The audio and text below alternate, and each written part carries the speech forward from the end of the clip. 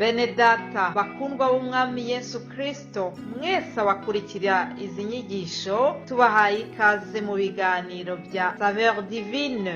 Ibi biganiro mu bitegurirwa n'abavugabutumwa bwiza batandukanye, akaba ari umuhamagaro ugendera ku ijambo ry'Imana byanditse mu gitabo cy'ubutumwa bwiza uko bwanditswe na Matayo ibice 24 umurongo wa 14. Kandi ubutumwa bwiza bw'ubwami buzigishwa mu isi yose ngo bube ubuhamya bwo guhamiriza amahanga yose, nibwo imperuka izahera ko ize. Ibi biganiro mubikurikira ku channel ya YouTube yitwa Saveur Divine. Tubifurije kugubwa neza. Imana Data ari nayo So ibaha umugisha.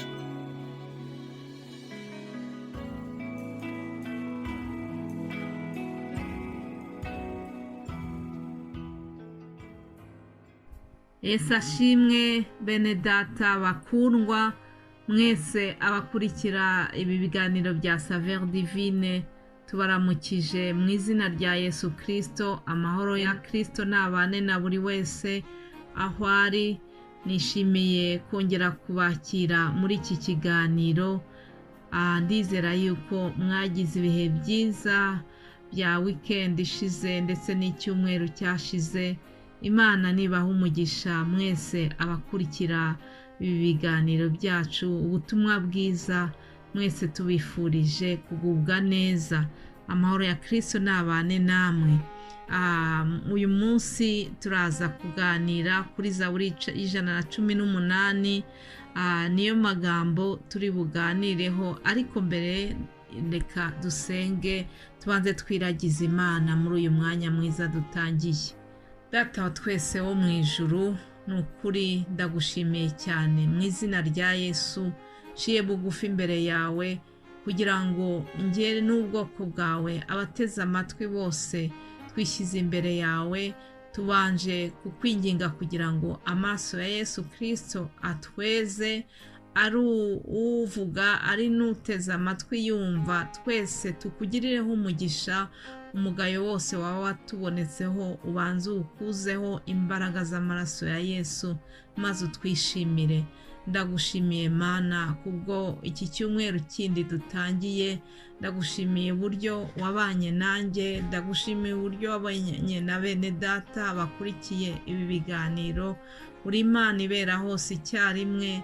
Reka rero tuguture uyu munsi. Uyu ni umunsi waturemeye, kandi Mwami turizera yuko turi buwishimiremo, turawishimiramo, turawunezererwamo mu izina rya Yesu. Uwiteka turakwinginze uze ubanemo natwe. Uwiteka turakwinginze kugira ngo uduhe kugubwa neza muri uyu munsi dutangiye, muri iki cyumweru dutangiye. Haleluya. Izina rya Yesu rishyirwe hejuru muri byose. Ibyo tuzakora byose uzabane natwe mu izina rya Yesu tubisenze. Amen, amen. Turasoma amagambo tubona muri Zaburi 118. Ntabwo nyisoma yose, ndasoma umurongo wa mbere, hanyuma ndajya ku murongo wa 5 kugeza ku murongo wa 9.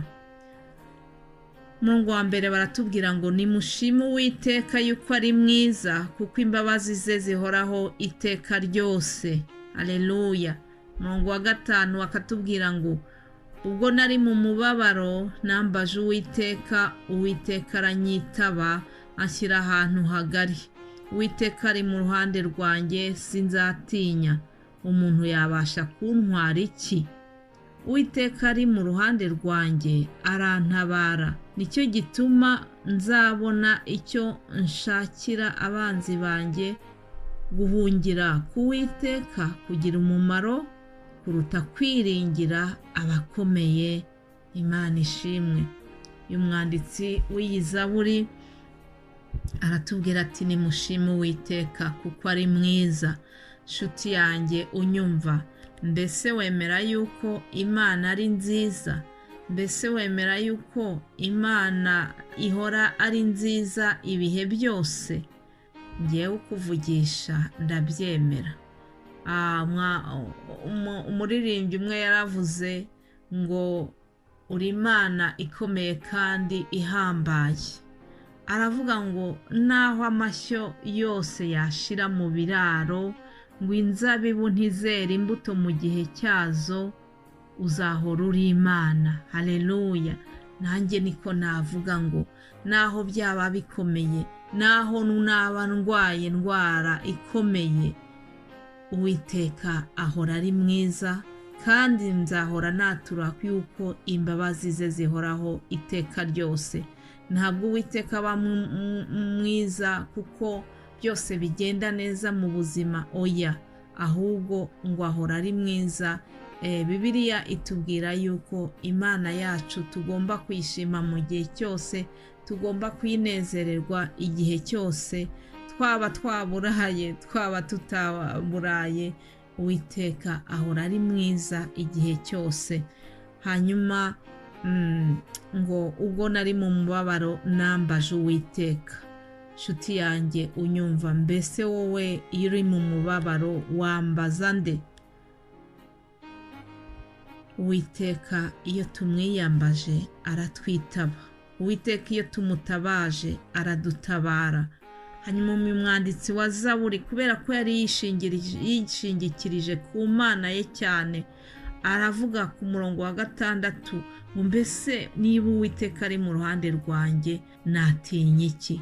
Umuntu yabasha kuntwara iki? Umwana w'umuntu nta kintu yabasha kuntwara Uwiteka ari mu ruhande rwanjye.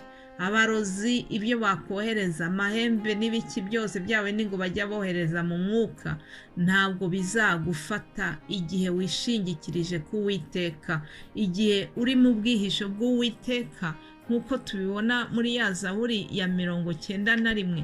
Ni ukuri uba mu bwihisho bw'Isumba byose ntacyo bizamutwara. Nuko rero reka dukomeze twibere mu buhungiro bw'Uwiteka.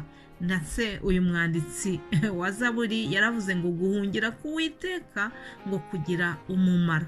Yari yamenye yuko uwahungiye ku Uwiteka aba ari muri afite security yose. Haleluya.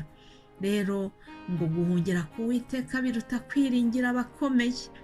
Nshuti wowe unyumva, ntabwo nzi abo wiringiye, ariko byaragaragaye yuko ushobora no kwiringira abakomeye, ushobora kwiringira umwana w'umuntu, ariko igihe kimwe akakudesova. Reka mbabwire ngo uwiringiye Uwiteka ntabwo akorwa n'isoni. Uwiringiye Uwiteka ntabwo ashobora kumutererana. Imana idufashe kugira ngo turusheho kwiringira Uwiteka ukurusha uko twiringira abana b'abantu. Zaburi 118 ndayikunda cyane. Irongera ikatubwira ngo Uwiteka niwe mbaraga zacu, kandi ngo ijwi ry'impundu bavugiriza agakiza riri mu mahema y'abakiranutsi, ngo ukuboko kw'iburyo k'Uwiteka gukora iby'ubutwari. Haleluya.